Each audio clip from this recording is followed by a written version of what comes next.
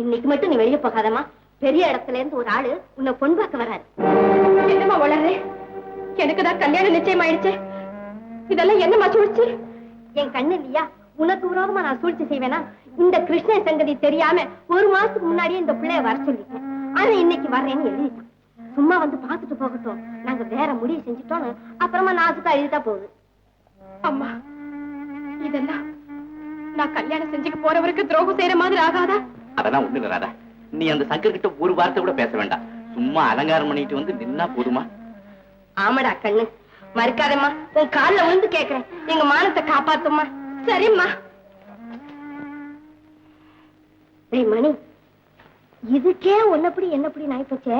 இவளை எப்படி அந்த சங்கருக்கு கட்டி கொடுக்கறது? முதல்ல இது முடிக்கட்டும், அப்புறம் அதையும் பாத்துக்கலாம். மாப்பிள்ளைக்கு 10 லட்சம் ரூபாய் சொத்து, மாசம் 3000 ரூபாய் சம்பளம், சுரங்கத்துல இன்ஜினியரா இருக்கான். இந்த சான்ஸ் மிஸ் பண்ணலாமா? அது சரி, ஏற்கனவே அந்த பையனுக்கு ஒரு குழந்தை இருக்குன்னு சொன்னியடா. இருந்தா என்னக்கா, வயசு 27 தான். மாப்பிள்ளை அழகா இருப்பான். இந்த பாரு, இந்த ப்ரொஃபசர் முஞ்சுக்கு எவ்வளவோ தேவலாம். அழகா இல்ல? சரிடா. மணி, முதல்ல அந்த கிருஷ்ணன்கிட்ட வாங்கின 5000 அவங்கிட்டே திருப்பி கொடுத்துட்டு வந்து. அவ்வளவுதான்க்கா, கொடுத்துட்டு வந்துடுறேன்.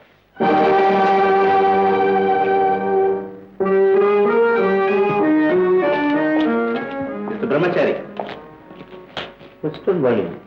என்ன சமாச்சாரம்? நல்ல சமாச்சாரம். உங்க கல்யாணம் கேன்சல்.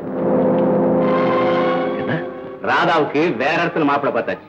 லட்சக்கணக்கில் சொத்துள்ள பெரிய ஆபீசர். இந்தாங்க, நீங்க கொடுத்த 5000 அக்கா உங்ககிட்ட கொடுத்துட்டு. ராதா இஷ்டப்பட்டு தான் இந்த கல்யாணம் நடக்குதா? ஆமா ஆமா ஆமா. லட்சாதிபதியை விட்டுட்டு யாராவது வக்கீலார வாதியார கட்டிக்குவாங்களா? வைரத்தை விட்டுட்டு கண்ணாடிய பொறுக்குவாங்களான்னு. ராதாவை மனமாறிட்டா. என் ராதாவை மனமாறிட்டா. இனிமே உங்க ராதா இல்ல, வேற ஒருத்தர் ராதா. ராதா கீரான்னு சொல்லிட்டு வீட்டு பக்கம் வந்தீங்க, அப்புறம் நடக்கிறதே வேற. இந்தாங்க பணம்.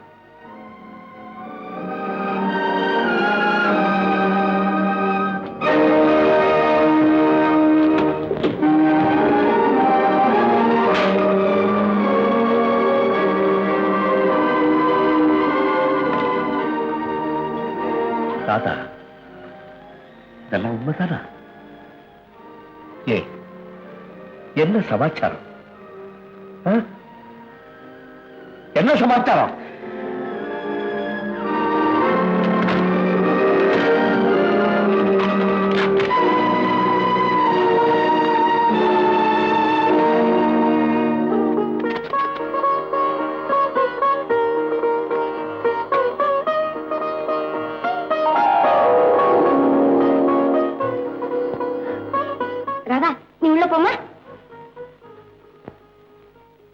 காலேஜ்ல படிச்ச பொண்ணுன்னு சொன்னீங்களேன்னு நான் பயந்தேன்.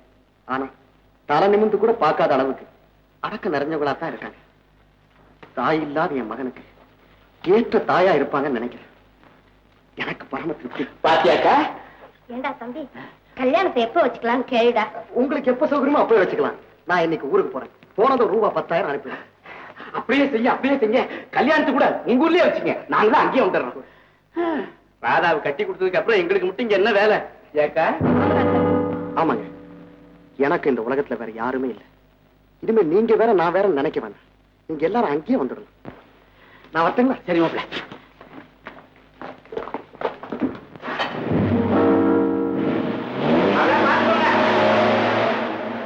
சார், ராதா இருக்காங்களா? யாரப்பா நீ? ப்ரொஃபசர் கிருஷ்ணன் இந்த லெட்டர் அந்த அம்மா கிட்ட கொடுத்து வர சொன்னார். ஓஹோ, குடு, நான் பாத்தியாக்கா? ப்ரொஃபசர் கிருஷ்ணன் லெட்டர் எழுதியிருக்கான். எவ்வளவு துணிச்சல்! ராதா, ராதா, ராதா, அக்கா! ஐயோ!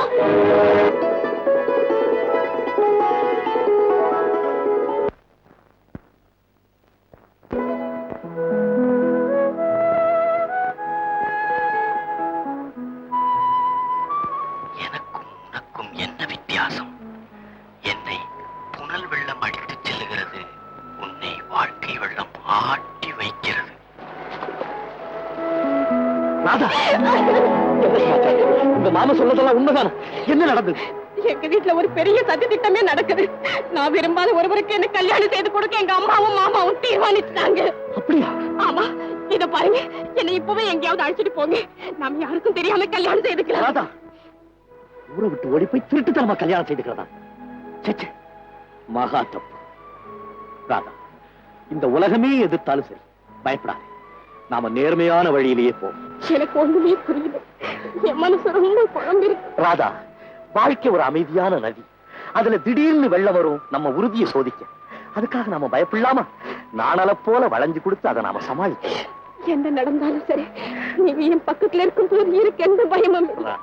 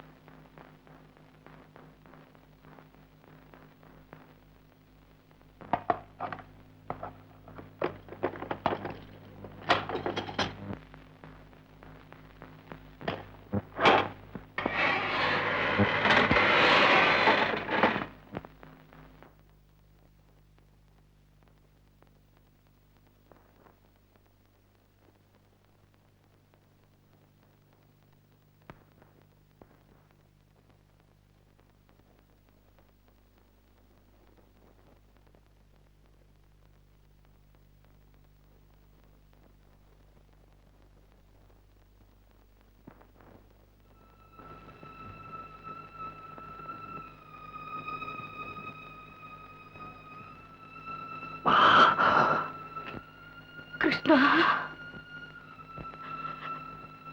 நீ ஒரு கொலைகாரனா? என் மகன் ஒரு கொலைகாரனா?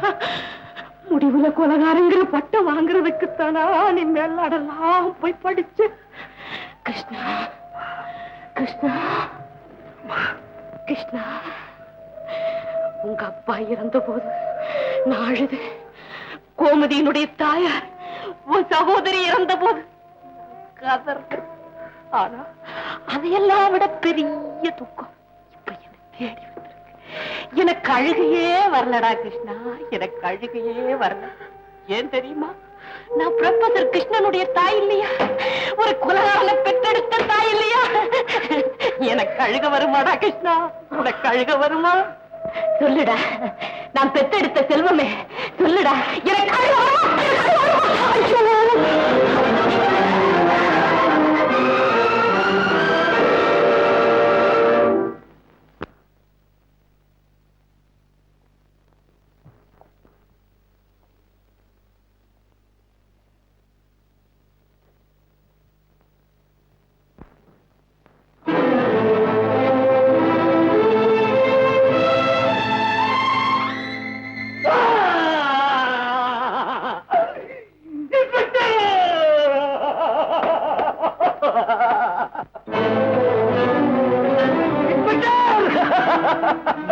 ராதாவை நான் கொண்டு வெயிட் போயிட்டு எங்க அம்மாவை தான் நான் கொண்டுட்டேன். எங்க அம்மாவை தான் கொண்டுட்டேன்.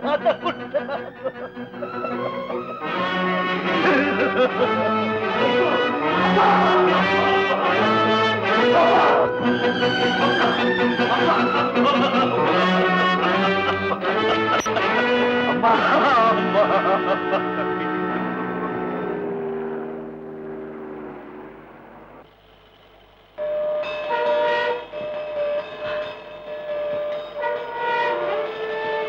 அம்மா, அம்மா, ஐயோ ஐயோ அம்மா, ஒரு கொள்ளை கூட வைக்க முடியாத பாவி ஆயிட்டே. அம்மா, கோமதி, கோமதி,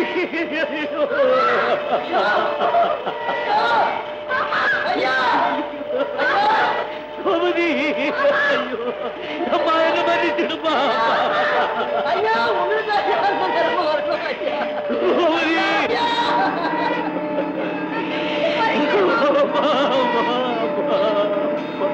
என்ன மன்னிச்சிடுமா? என்ன மன்னிச்சிடு.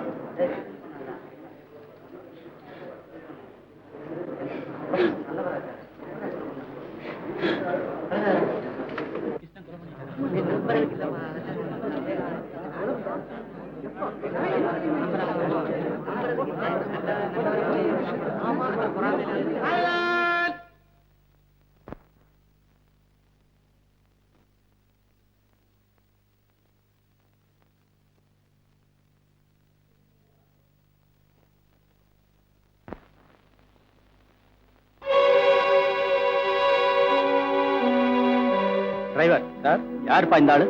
இவர் ரோட கிராஸ் பண்றதுக்காக கான்ஸ்டபிள் டிராபிக்கே நிறுத்திட்டானே. இவர் தாங்க ப்ரொஃபசர் கிருஷ்ணன். ரொம்ப ஒழுக்க நிறைஞ்சவர், ஊர்ல ரொம்ப நல்ல பேர். அதோட வீர பிரம்மச்சாரிங்க இவரு. ப்ரொசீட். கணம் கோத்தார் அவர்களே, இந்தியன் பீனல் கோடு 302வது பிரிவின் கீழ் கொலை குற்றம் சாட்டப்பட்டிருக்கும் ப்ரொஃபசர் கிருஷ்ணன் ரொம்ப படித்தவர், பெரிய மேடை. இவர் அறியாமல் செய்த குற்றம் அல்ல, இது அறிந்தே செய்த குற்றம், மன்னிக்க முடியாத மாபெரும் குற்றம். தன்னை விரும்பாத ஒரு பெண்ணை கடிதம் எழுதி வரவழைத்து ஏமாற்றி படகிலே கொண்டு போய் கொலை செய்து விட்டார், அவள் தன்னை விரும்பாத காரணத்தால்.